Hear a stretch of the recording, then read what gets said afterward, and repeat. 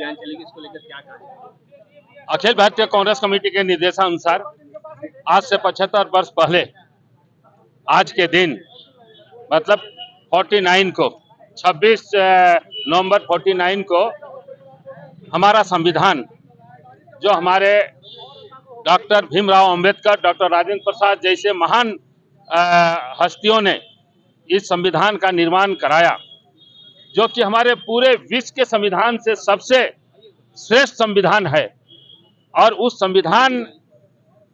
के आज 75वें वर्ष हो रहे हैं,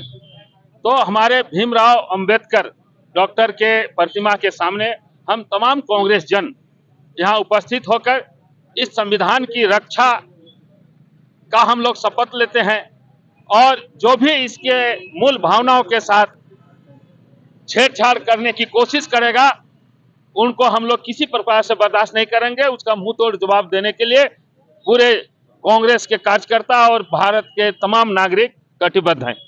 और आज से हम लोगों का ये संविधान रक्षक कार्यक्रम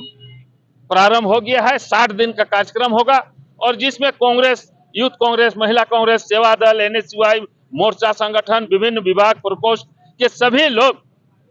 टोला में, गांव में, हर जगह जाकर रैली निकालकर हर तरह से ये संविधान की विशेषताओं के बारे में, संविधान के रक्षा के संबंध में ये सारी लोगों को बताने का काम करेंगे।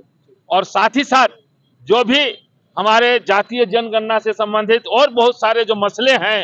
ये सारे चीजों को गांव-गांव जाकर के, टोला में जाकर के सभी लोग रखने का काम करेंगे।